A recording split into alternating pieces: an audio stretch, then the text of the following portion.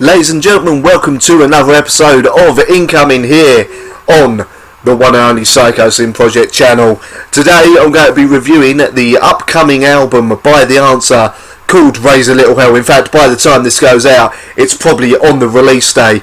But is it any good? Well, let's get into this as usual by track. But first, for those of you who don't know who The Answer are, let me tell you. Founded in Northern Ireland in 2000, The Answer have spent the last 13 years proving their rock and roll credentials and making the kind of life-affirming, eardrum-threatening music that separates the truly great from the merely okay. After a few self-financed low-key releases, The Answer emerged into the mainstream spotlight in 2005 when their debut single, Keep Believing, became the subject of great critical acclaim and led The Answer to the Best New Band award at that year's Classic Rock Awards. The following year, this young band consolidated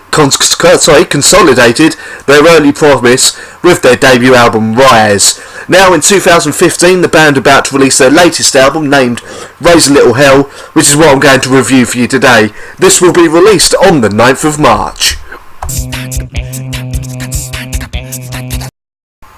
The first track on the album is called Long Live the Renegades. Now this starts with a counting, then a funky bass line and drums before a rock riff in the tradition of AC/DC comes in. The vocals come in, also reminding me of AC/DC, and to be honest with you, it's something you notice throughout the entire album. It definitely gives a vibe of the best of 70s style rock and roll. We then have the guitar riff backed by a driving bass line and drum beat. A superbly catchy chorus adds to the rock atmosphere and will sound absolutely incredible live. We then have a great and superbly judged guitar solo that comes in over some funky bass and drum beats. We then have another great guitar solo along with the chorus that takes us through to the end of the song in absolutely superb fashion. Next is The Other Side, nothing to do with Red Hot Chili Peppers, I'm afraid. Anyway, this starts with a slow guitar melody being played, then the vocals come in over the top. We then go into a fantastic old school style rock riff calling to mind prime Led Zeppelin, and a little bit of Stray in there as well. Another huge chorus helps bring this song together in absolutely awesome fashion. Great use of melodies being played over one another by the guitarists happening in this song.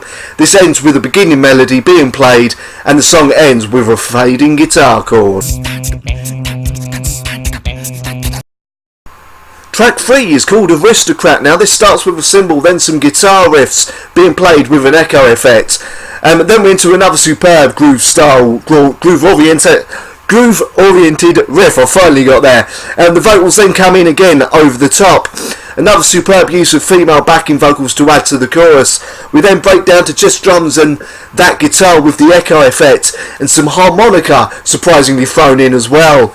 We then add vocals and it all adds up in intensity until we go into another excellent guitar and harmonica solo. A triumphant riff takes us through to the end of the song. Up next is Cigarettes and Regret. Now this starts with a mid-paced riff and drums. Then we're into a great melody sung by the vocalist.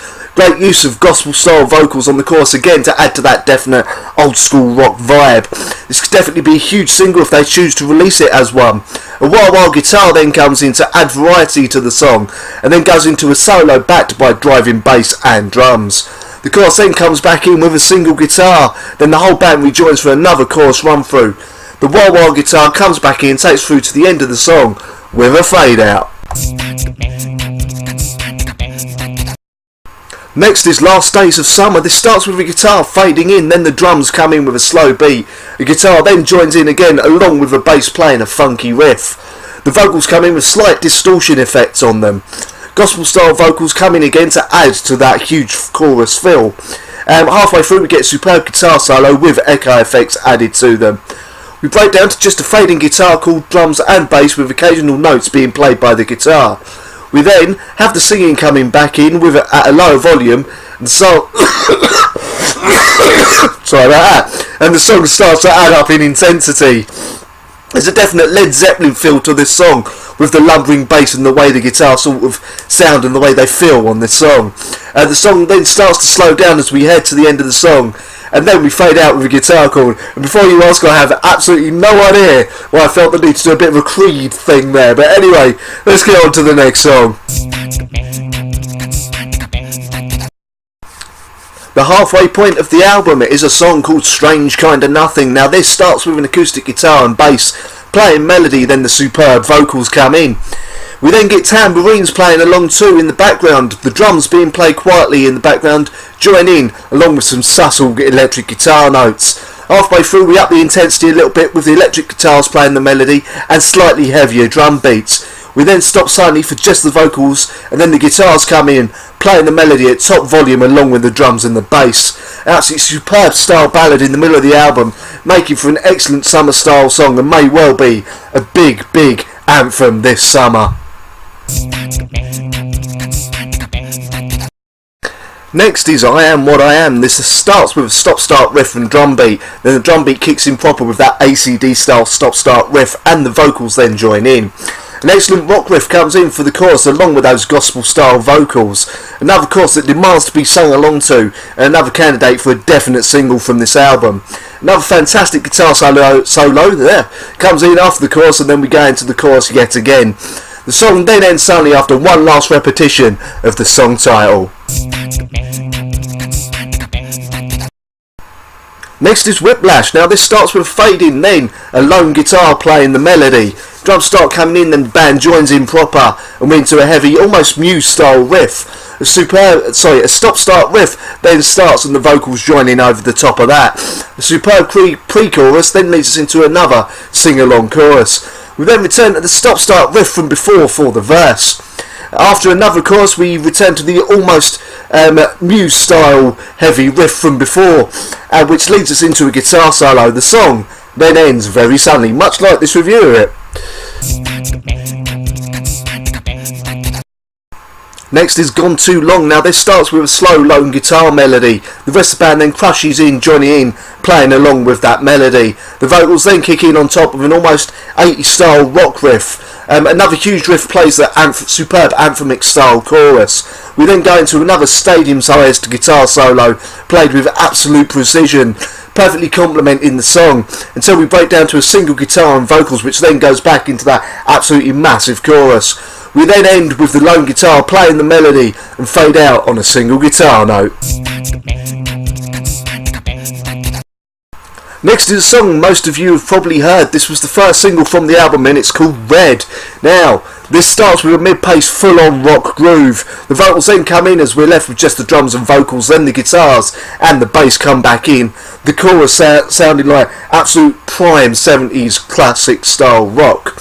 We then go into a bluesy style rock riff in the middle of the song, topped off with the vocals and the backing gospel vocals, which leads into an excellent prolonged guitar solo.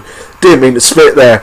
And after another run through of the chorus, we go into another guitar solo, then back into the pre-chorus. We then end with the whole band playing one last note. Up next is a song called I Am Cured, which is something I personally am not. I'm actually doing this while slightly ill, but anyway. This starts with a single guitar playing an interesting riff using slide guitar. The drums then kick in and we're into a superb driving riff. The vocals come in over the top as usual. Huge chorus comes in with the vocalist singing it at the top of his voice, along with the superb use of that slide guitar again to play the chorus riff. In the middle we break down to just bass, drums and guitar.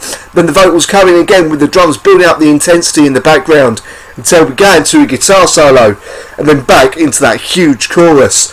We then end on a fade out. The final song on the album is the title track, Raise a Little Hell. Now this starts with a drum count in, then another huge sounding rock riff. The drums then kick in properly and we're into a mid-paced riff as the vocalist joins in. A sweeping guitar riff then comes in and we're back to the mid-paced riff, which leads us to another great chorus. We then break down to drums and a single guitar, which leads us to harmonica, or harmonica as it's usually pronounced, and guitar playing the same melody. We then return to the pre-chorus with a few guitar breaks to vary things up. This then leads us into the chorus proper. The melody plays as the guitar plays a different melody in the background as the harmonica joins back in. It all adds up and takes us through to the end of the song and the album with a fade out. full of absolutely superb rock riffs and incredibly fantastically written songs and choruses. Literally, not one single song on this album could not be released as a single and do well. It's an absolutely superb effort from the Answer, and definitely, very probably going to be on a fair few people's Album of the Year lists. With this and the other album, which I believe is released on the same day as this, which is obviously Motor Sisters' album Ride, this could very well be the year of rock if we keep getting rock and roll albums as higher quality as these two's released. This is going to be a fantastic year for lovers of riff-driven rock. Anyway, if you have the money, I recommend you buy this, both this and the Motor Sister album. Anyway, I've been Psychosin. I thank you for watching. I apologise about the coughing and the slightly general sweaty appearance of myself. I will be back soon with another review for you, as always. Anyway, I hope you've enjoyed. Feel free to like and subscribe, and I'll see you next time.